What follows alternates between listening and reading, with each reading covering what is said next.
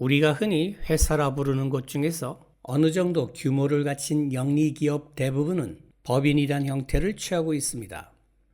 법인을 자본주의의 정수로 꼽는 이유는 인류가 독박의 공포에서 벗어나 과감한 도전에 판돈을 걸 수 있게 만들어준 혁신이기 때문입니다. 법인의 장점 4가지는 다음과 같습니다. 첫째, 유한 책임입니다. 과거엔 사업이 망하면 집을 뺏기고 심지어 감옥에 가야만 했죠. 하지만 법인은 투자한 만큼만 손해본다라는 장점이 있습니다. 기업이 망해도 난 망하지 않는다라는 확신이 생기자 사람들은 신대륙이나 신기술이라는 위험한 사업에도 마음 놓고 뛰어들기 시작했죠. 둘째는 자본집약입니다. 법인은 주식을 발행하여 코 묻은 돈을 모아 AI 연구소 같은 대규모 프로젝트를 실현해내죠. 덕분에 평범한 시민들도 주식을 통해 기업의 성장에 숟가락을 얹을 수 있게 됐습니다. 셋째는 영속성입니다. 인간의 수명에는 한계가 있지만 법인은 이론적으로 무한한 법적 생명력을 가지죠. 창업자는 흙으로 돌아가도 기업은 대를 이어 살아남을 수 있게 된 덕분에 기술과 노하우가 수세대에 걸쳐 축적될 수 있었습니다. 넷째는 소유와 경영의 분리입니다. 돈은 많으나 아이디어가 없는 전주와 돈은 없으나 머리가 비상한 경영인을 매칭시켜주죠. 이때 발생하는 효율성이 기업을 탄탄하게 만들어줍니다. 결론적으로 법인은 개인의 리스크를 줄이고 집단의 힘을 키운 자본주의 최고의 발명품입니다. 현대 자본주의의 성공은 이름은 있지만 인격이 없는 법인들이 일궈낸 성취라고 말할 수 있죠. 여러분은 예제를 미리 풀고 난 뒤에 강의를 들어야 독해력을 키울 수 있습니다. 문제를 먼저 봅시다.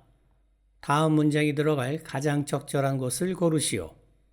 잘 알려지지 않은 주식은 매수자를 끌어들이지 못하는 경향이 있기에 대다수 새로운 법인은 비공개 법인으로 시작한다.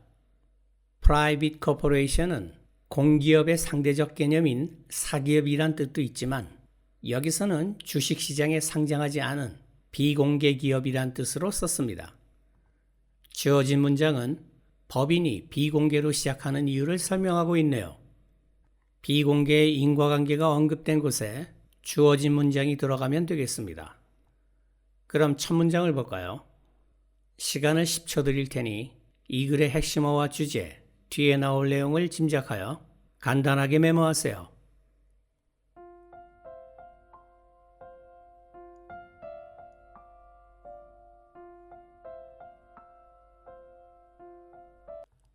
같이 봅시다. 법인은 공개나 비공개로 할 수 있다. 여기서 corporation은 영리 목적의 법인 기업 혹은 회사를 뜻합니다.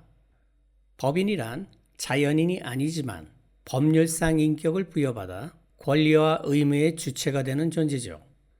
주식을 대중에게 공개하여 주식시장에서 주식을 누구나 사고 팔 수 있는 공개법인을 상장회사라고 부르고 주식을 소수가 독점하며 주식이 시장에서 거래되지 않는 비공개법인을 비상장회사라고 부릅니다.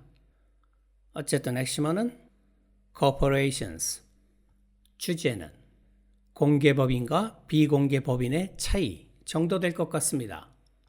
뒤에 나올 내용은 공개와 비공개법인을 대조하며 설명하지 않을까요? 계속 읽어봅시다. 공개법인의 주식은 일반 대중에 의해 매수될 수 있다. 일반 대중은 공개법인의 주식을 살 수 있다는 뜻입니다. 공개법인 주식의 개방성을 설명하고 있군요. 대조적으로 비공개법인의 주식, 예를 들어 Gallo Wine, Levi Strauss 혹은 United Parcel Service와 같은 비공개법인의 주식은 작은 집단의 사람들만 소유하며 대개 일반 대중에게 팔지 않는다. 공개법인의 주식과 달리 비공개법인 주식의 폐쇄성을 설명하고 있습니다. A 뒤에 in contrast로 이어지는 문장은 바로 앞에 공개법인과 대조를 이루며 비공개법인의 정의를 시작하는 문장입니다. 따라서 정의가 채 내려지기도 전에 주어진 문장 내용인 신생기업이 왜 비상장으로 시작하는지를 언급하는 건 논리에 비약이 됩니다. 지배주주는 가족 구성원, 경영자 집단, 혹은 심지어 회사의 종업원이 될 수도 있다. 계속해서 비공개법인의 특징을 설명하고 있네요. 앞서 나온 작은 집단의 사람들이 구체적으로 누구인지 부연 설명하고 있습니다. 이제 주어진 문장을 다시 봅시다. 잘 알려지지 않은 주식은 매수자를 끌어들이지 못하는 경향이 있기에 대다수 새로운 법인은 비공개 법인으로 시작한다. 비공개 기업의 정의와 구성을 먼저 설명한 뒤에 B의 위치에서 그래서 보통 처음엔 비공개 기업으로 시작한다 라고 정의하는 게 자연스럽습니다. 정답은 2번. 실제 시험 상황에서 시간이 부족하다면 바로 다음 문제로 넘어가겠지만 지금은 연습이니 계속 읽어볼까요? 법인은 몇 가지 장점을 갖고 있다. 이제 논점이 공개냐 비공개냐에서 법인의 장점으로 바뀌었습니다. 가장 큰 장점은 유한 책임이다. 즉, 투자자의 책임은 돈의 총액에 한정된다. 그들이 회사에 투자한 돈의 총액에. 반면에 개인 사업자는 무한 책임을 집니다. 회사 빚이 곧 내 빚이죠. 그래서 많은 사업자가 회사 규모가 커지면 위험 회피를 위해 법인으로 전환하는 겁니다. 파산할 경우 법원은 법인의 자산을 압류하고 팔 수 있으나 투자자의 개인 재산을 마음대로 처분할 수 없다. 법인은 독립된 인격체이기 때문에 법인의 파산이 곧 투자자 개인의 파산으로 이어지지 않죠. 합법적으로 책임을 회피하게 만들어주는 안전장치가 바로 유한 책임입니다. 예를 들어 당신이 1,000달러를 어떤 회사에 투자했는데 그 회사가 파산한다면 그 총액 이상을 이룰 수 없다. 다시 말해서 1,000달러가 당신 책임의 한계다. 독자의 이해를 돕기 위해 유한 책임의 예를 들고 있군요. 또 다른 장점은 연속성이다. 이게 법인의 두 번째 장점입니다. 법인은 법정 수명을 갖고 있고 그것은 소유자의 생물학적 수명과 독립적이기에 법인은 적어도 이론적으로는 영원히 지속될 수 있다. 주식의 지분은 예를 들어 미래 세대로 상속될 수 있다. 여기서 독립적이란 말은 상관없다라는 뜻이네요. 쉐어는 보통 몫이란 뜻으로 쓰이지만 주식, 지분이란 뜻도 있습니다. 유식한 말로는 equity라는 표현도 주식을 나타낼 때가 있죠. 마지막으로 법인은 모금하는 데 있어서 우위를 점하고 있다.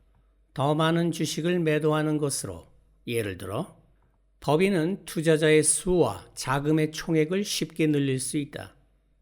법인의 또 다른 장점 중 자본 집약을 말하고 있네요. 예를 들어 반도체 공장을 지으려면 천문학적인 돈이 들기에 개인이 추진하기는 거의 불가능하죠. 이런 때 법인을 공개하고 주식을 발행하여 투자자의 자금을 끌어모을 수 있습니다. 이래서 회사의 주인은 경영을 위탁받은 회장님이 아니라 주주라고 말하는 겁니다.